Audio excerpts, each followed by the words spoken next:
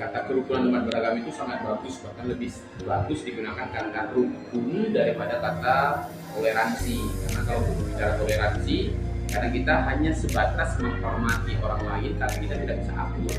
Tapi kalau dia rukun, kita tahu kita punya iman masing-masing dengan pahamnya masing-masing, dan kita bisa banyak mengusahakan kerukunan dari satu sisi dengan sisi yang lainnya.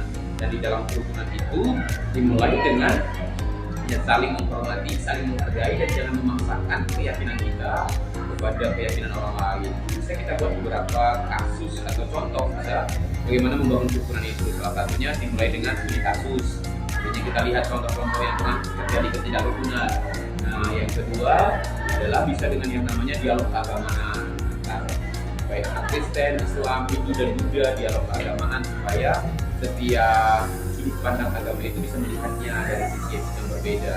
Dan ketika itu baru yang ketiga dan bisa melakukan kegiatan sosial yang bersamaan sehingga tidak muncul merasa akunya lebih dominan. Jadi baik Muslim, Kristen, Katolik, Hindu, Buddha membuat kegiatan sosial yang sama sehingga muncullah tindakan-tindakan yang namanya perbuatan-perbuatan yang rukun satu dengan lain. Nah, untuk yang kedua tadi, untuk berbicara skalanya antara 1 sampai 100, ya pada dasarnya ya mungkin kalau kita lihat kerukunan itu memang di Indonesia khususnya kita bilang antara Kristen dalam tanda petik ini, Protestan, Katolik yang dengan Hindu Buddha hampir mungkin ya skalanya sampai kepada 90 atau mungkin 95% karena hampir tidak pernah kita dengar ada kasus yang terjadi. Tapi antara yang Kristen khususnya Kristen dengan yang Muslim, kita lihat di Indonesia itu kan hampir setiap tahun itu ada begitu banyak contoh-contoh intoleransi yang dilakukan khususnya dari yang mengatakan apa penuntut atau golongan dan sehingga tindakan-tindakan itu mungkin kalau saya rasa kalau itu tidak sampai pada 70% itu dari antara lingkungan 100 tadi. Karena masih kita lihat banyak gereja yang sulit izinnya. Padahal rumah ibadah itu kan harusnya kalau tidak ada izin itu kan sulit, malah harusnya dibantu. Itu yang saya rasa baru di dalam Kristen sendiri sebagai agama saya. Kita diajarkan untuk saling menghormati bahkan saling mengasihi walaupun kita berbeda iman, kita berbeda pandangan, tapi kita bisa saling mengasihi sebagaimana kita Kolose 3:12 dan di atas semuanya itu dalam kasih sebagai ikat yang mempersatukan dan yang menjadi. Saya rasa demikian.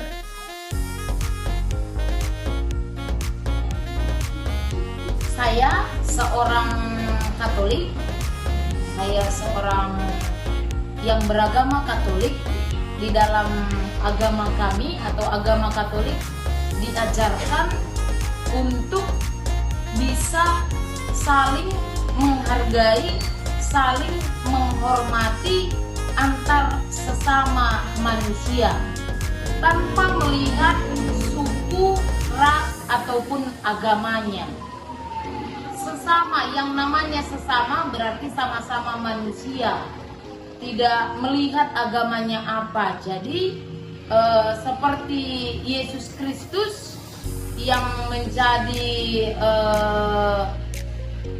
panutan iman Katolik bahwa semua orang harus bisa merasakan kasih, tidak ada membedakan. Justru Yesus lebih mau duduk bersama dengan orang-orang yang berbeda dengan dia. Nah, bukan yang seagama ataupun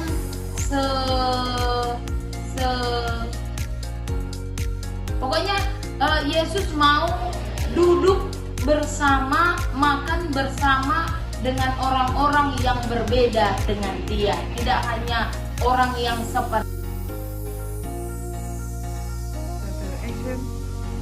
Sebagai seorang Katolik yang hidup di tengah masyarakat yang heterogen, dalam hal ini dikatakan heterogen berarti beragam agama, suku dan budaya. Saya sebagai seorang Katolik menciptakan suasana kehidupan beragama yang harmonis dalam panggilan iman saya dan wujud nyata dari kasih Kristiani. Nah, beberapa cara konkret yang dapat dilakukan untuk menciptakan kerukunan di antara umat beragama yaitu seperti menghormati perbedaan keyakinan setiap umat beragama, kemudian terlibat aktif dalam kegiatan sosial kemasyarakatan, kemudian membuka diri untuk dialog dan kerjasama, dan yang paling terpenting adalah mendidik anak-anak sejak dini di dalam keluarga dalam semangat toleransi. Bismillahirrahmanirrahim. Berkaitan dengan pertanyaan yang disampaikan tadi, ada dua hal. Pertama, bagaimana umat beragama ini membangun kerukunan umat beragama dalam kehidupan itu. Berkaitan dengan permasalahan pertama ini, yang paling utama menurut saya adalah ada pemahaman yang sama berkaitan dengan kehidupan kerukunan umat beragama. Itu pertama. Jadi setiap penganut itu memahami apa pengertian, apa makna dari kerukunan beragama. Itu dia. Sehingga kalau masalah itu maka perlu sosialisasi. Ya, sosialisasi. Jadi sosialisasi tentang apa itu kerukunan umat beragama. Jadi setiap penganut agama itu memahaminya.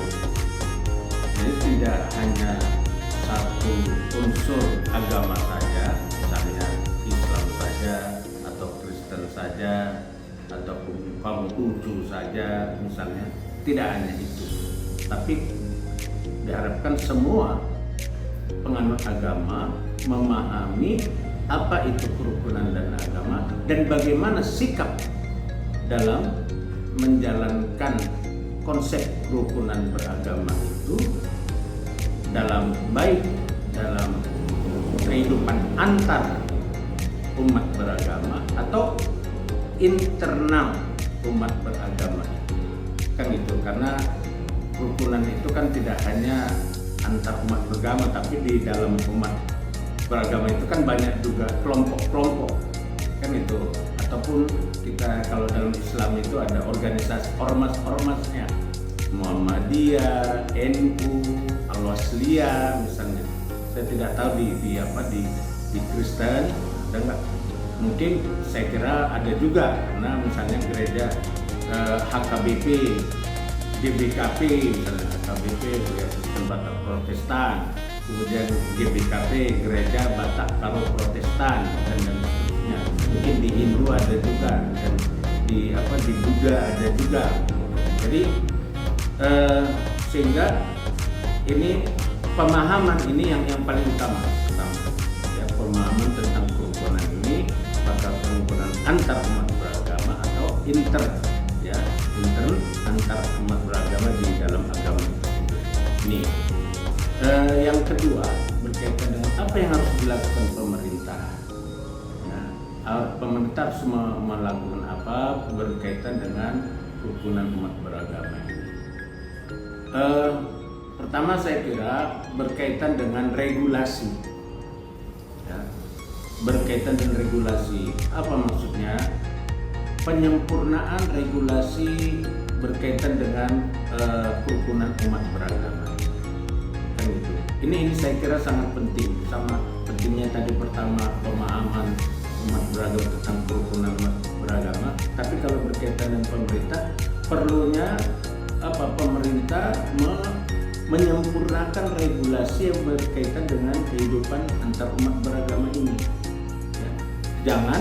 Jangan ada tumpang tindih, jangan ada pemahaman yang mendua, jangan ada pemahaman yang dipahami oleh satu pihak menguntungkan agama.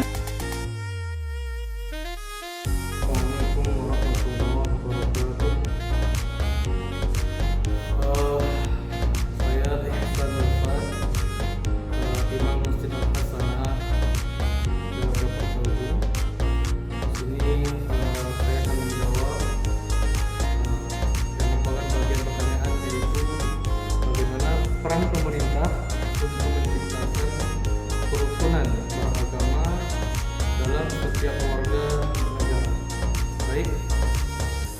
alhamdulillah saya merupakan sarjana hukum Islam S1.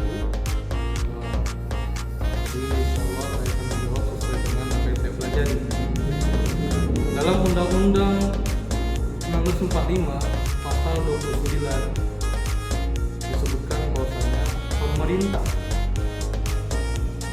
menjamin seluruh warganya untuk memeluk agamanya masing-masing. Nah, jadi peran pemerintah sudah jelas dalam pasal 29 Undang-Undang 1945 mengatakan bahwasanya pemerintah menjamin. Namun yang terjadi sekarang, apakah hak dari setiap warga negara itu sudah terjamin? Nah, tentu saat ini kita lihat dalam keadaan sekarang masih banyak yang belum terjamin.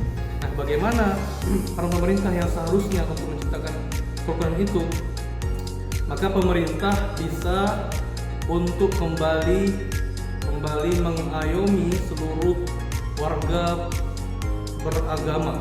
Artinya bukan hanya satu atau dua atau tiga agama, ya banyak agama di Indonesia harus diayomi secara bersamaan, ditanya apa keperluannya, apa kebutuhannya, jangan mendiskreditkan salah satu pihak agama yang lainnya, baik itu Islam, Kristen, Katolik, Buddha atau Konghucu dan sebagainya.